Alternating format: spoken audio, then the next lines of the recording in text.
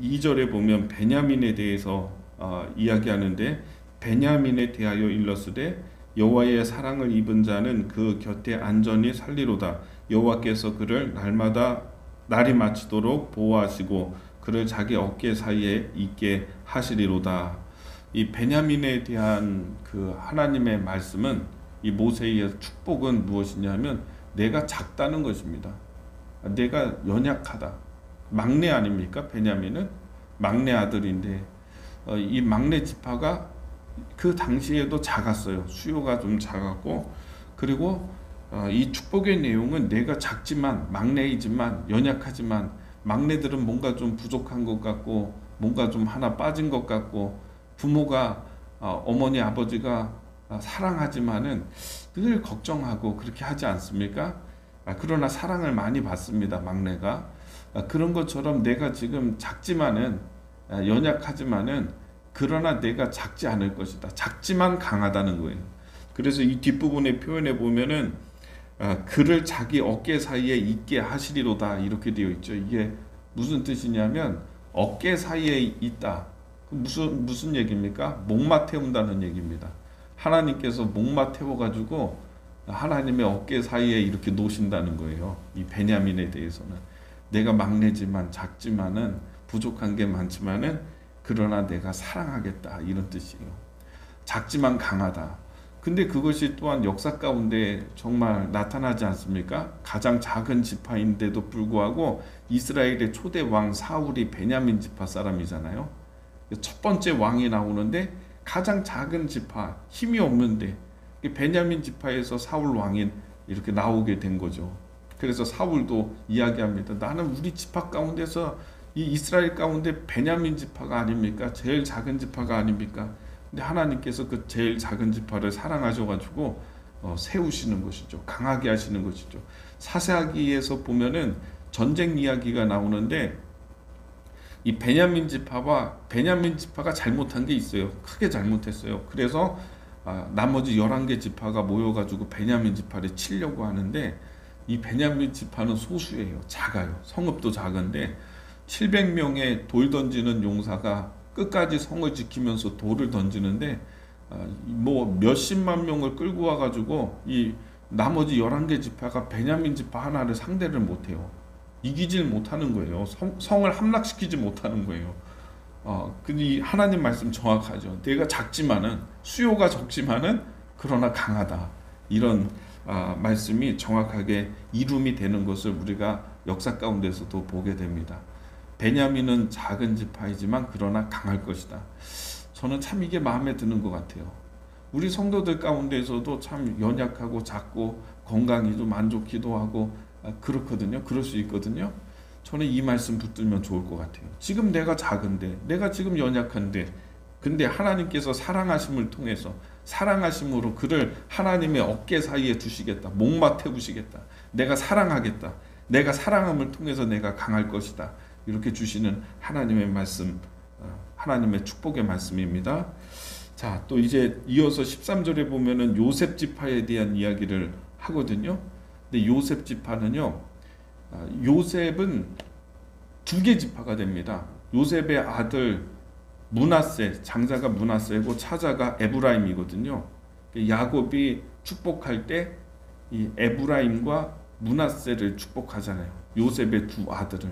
레위가, 이 야곱의 아들 가운데 레위가 하나님이, 너는 내가 하나님을 섬기는 지파로서 내가 너를 선택했다 하면서 레위를 빼요. 그 이스라엘 지파 가운데서 빼서, 그리고 하나가 빠졌잖아요. 11개잖아요. 그러면 요셉 지파를 하나를 더해서 요셉의 아들이 들어가게 한 거예요. 에브라임과 므낫세 2이 들어간 거예요. 그래서 12이 채워지고 레위 지파는 빠진 거죠. 하나님 섬기는 지파로 빠진 거예요. 이렇게 2배를 받는 거예요. 요셉은 그러니까 2배를 받는 거예요. 오늘 말씀에도 보면은 우리가 요셉을 좀 주의 깊게 봐야 되는데, 13절에 원하건대 그 땅이 여호와께 복을 받아 하늘의 보물인 이슬과 땅의 아래에 저장한 물과 태양이 결실하게 하는 선물과 태음이 자라게 하는 선물과 옛산에 좋은 산물과 영원한 작은 언덕의 선물과 땅의 선물과 거기에 충만한 것과.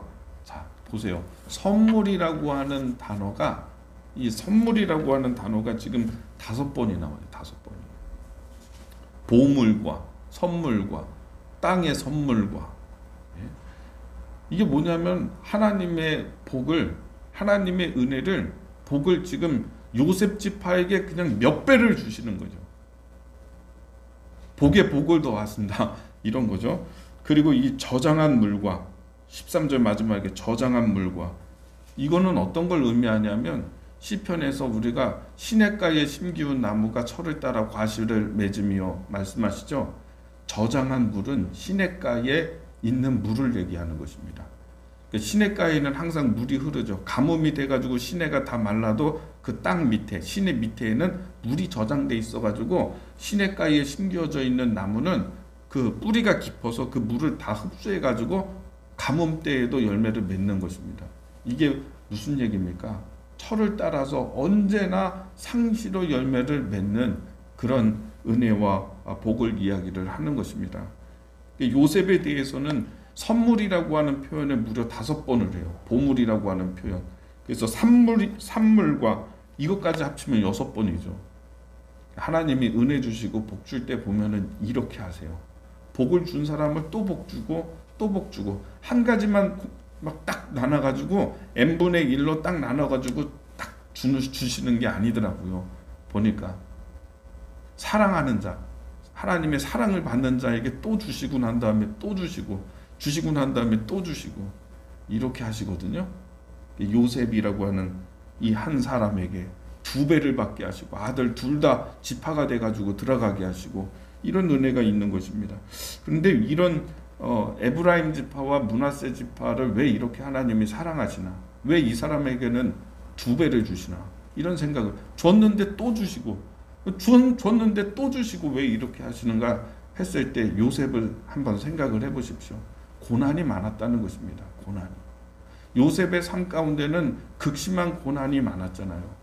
아버지의 집에 살 때는 사랑받으면서 살았지만 형들이 자기 죽이려고 했고, 구덩이에다가 묻어놓고서 죽이려고 서로 의논하고 있는데, 요셉이 그 구덩이 밑에서 무슨 생각이 들었겠습니까?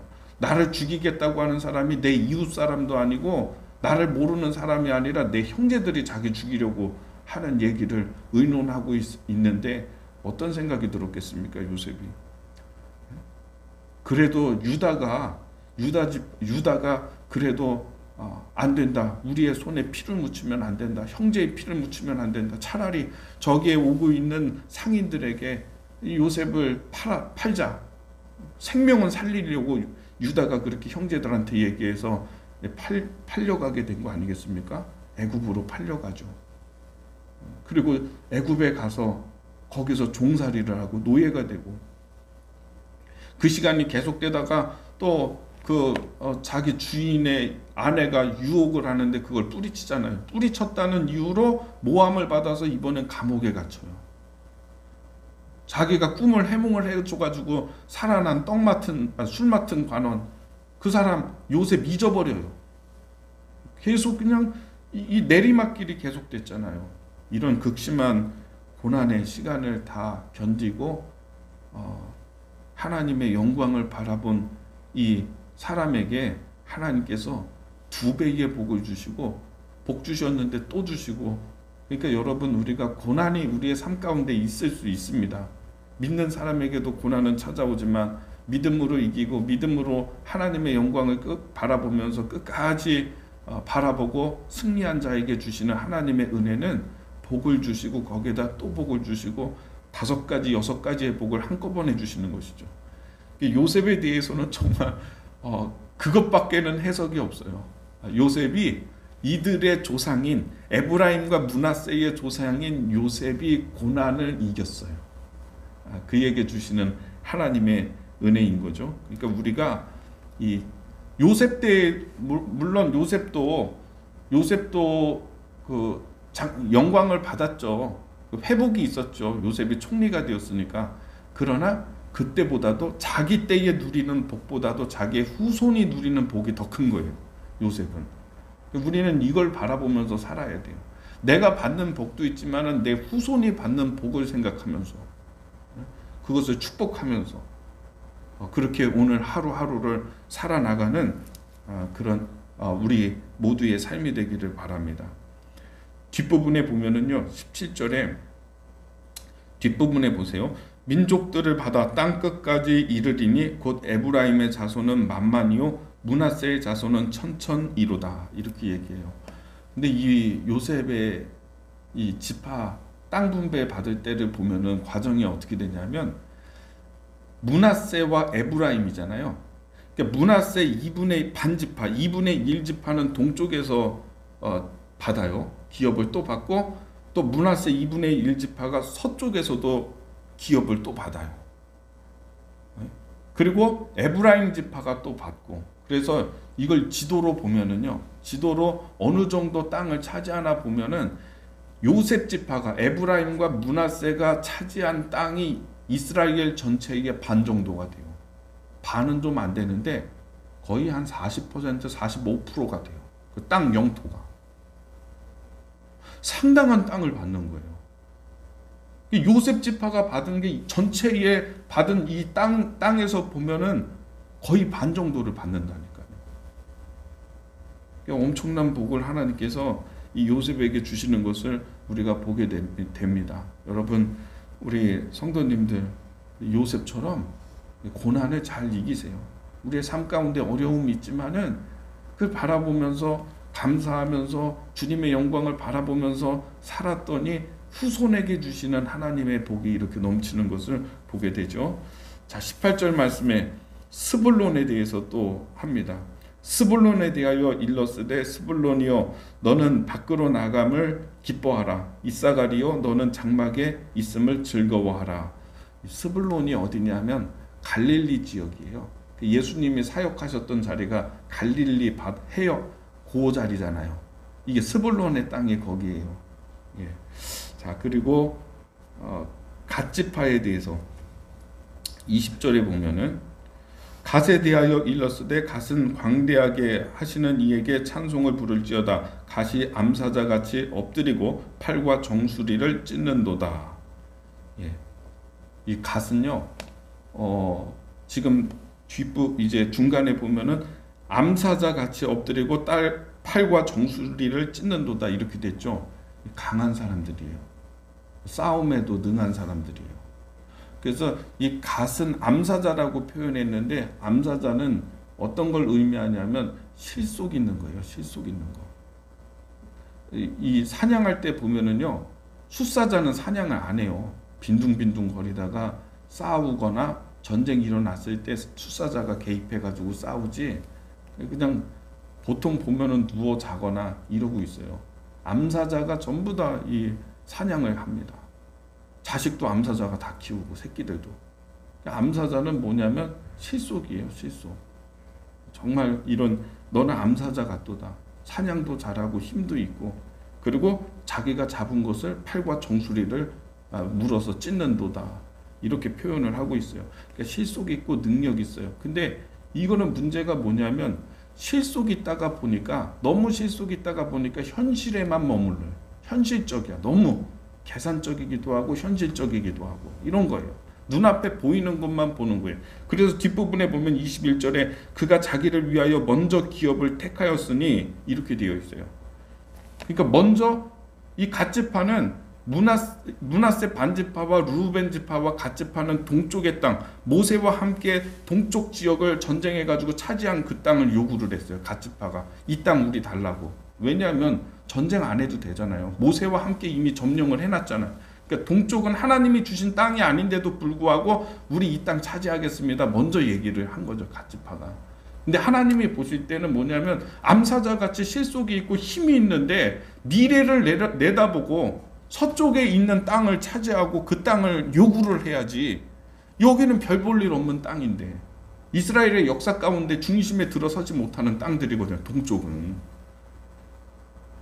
근데 현실적이니까 딱 보니까는 이게 힘도 안 들이고 여기에서 그냥 하면 편하겠다, 이렇게 했다는 거죠, 암사자같이. 근데 하나님 보실 때는 좀 아쉬움이 있죠. 왜냐하면 암사자 같이 실속이 있고 힘이 있는데 충분히 서쪽에 좋은 땅을 차지할 수 있는데 그 땅 차지하지 않고 동쪽에서 쉬운 거 차지했다는 얘기예요. 그것도 복이지만은, 그래서 이런 사람들의 특징은, 주시는 하나님의 복은 뭐냐면 미래를 바라봐야 돼요. 이런 사람들은 축복이 미래를 바라봐요. 능력이 있으니까. 이렇게 생각을 하면 되겠습니다. 자, 그 다음에 22절의 단입니다. 단에 대하여 일렀으되 단은 바산에 뛰어나오는 사자 새끼로다. 이렇게 말씀하세요. 사자 새끼거든요. 근데 사자 새끼는 실속이 없습니다. 새끼가 뭐 하겠습니까? 사냥을 하겠습니까? 그냥 막 철 모르고 뛰어다니는 거죠. 근데 단지파가 딱 그거예요. 그래서 역사에서도 보면, 사사기에서도 보면은요, 이 단지파가 못된 짓 하거든요. 하나님께서 주신 땅을, 이 서쪽에서 하나님이 배정해 주신 땅이 있는데 그 땅은 자기가 못할 것 같아. 거기 사람들과 전쟁해서 자신이 없어.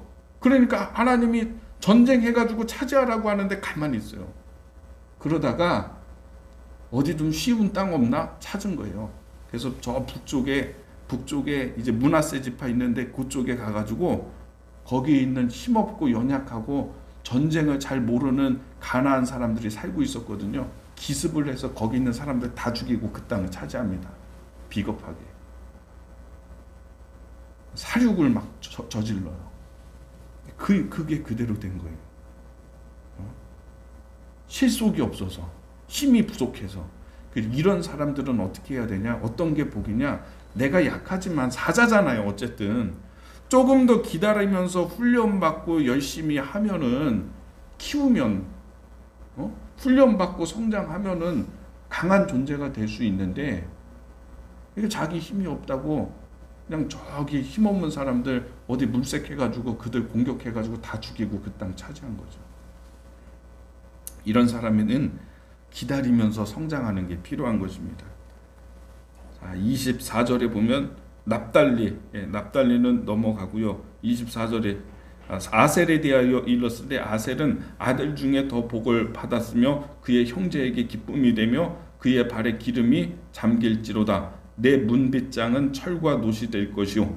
아셀은요, 아셀 지파가 차지한 땅은 그 지중해 있는 두로와 시돈 지역이에요. 거기는 해상 무역을 하는 그런 지역입니다. 그러니까 이 아셀 지파는 무역을 통해 가지고 물건이 들어오고 또 팔기도 하고, 이런 걸 통해 가지고 어떤 게 이 아셀 지파에게서부터 오냐면은 철기 문명이 들어올 수 있는 거죠. 그래서 여기 25절에 보면 내 문빗장은 철과 노시 될 것이다. 이렇게 얘기하고 있죠. 그래서 철기 문명이 들어오고 문물이 들어와서 다른 이스라엘 사람들에게 전달이 되니까 그 형제들에게 기쁨이 되며, 이렇게 성경의 말씀이 나오고 있는 것입니다. 자, 이렇게 모세가 각 지파를 다 축복을 지금 하고 있습니다. 저는 오늘 살펴본 이 축복의 내용이 여러분에게도 적용이 다 될 수 있는 거예요. 내 마음에 와서 참 닿는다라고 하는 그런 축복의 내용이 있다면 붙들고 하나님 나에게 이런 은혜를 주옵소서 기도할 수 있게 되기를 바랍니다. 혹시 내가 좀 단과 좀 많이 닮아 있다면, 그렇다면은 나는 성장을 위해서 훈련을 받고 기다려야 되겠다, 이런 생각을 가져야 될 것이고, 그렇죠? 요셉의 축복이 참 마음에 든다면, 고난이 많다 그러면 요셉과 같이 그 고난을 잘 이겨서 나만이 아니라 내 후손들이 5배, 6배 복을 받게 하는 그런 은혜를 사모하기를 원한다, 이렇게 붙들면 돼요. 우리가 믿음으로 그 말씀을 붙들면은 여러분의 소망이 되고 기도의 제목이 되고, 그렇게 기도하면 또 하나님께서 은혜를 주시는 것입니다. 오늘 이 말씀, 모세의 축복 붙들고 기도할 수 있는 여러분 되기를 예수님의 이름으로 축복합니다.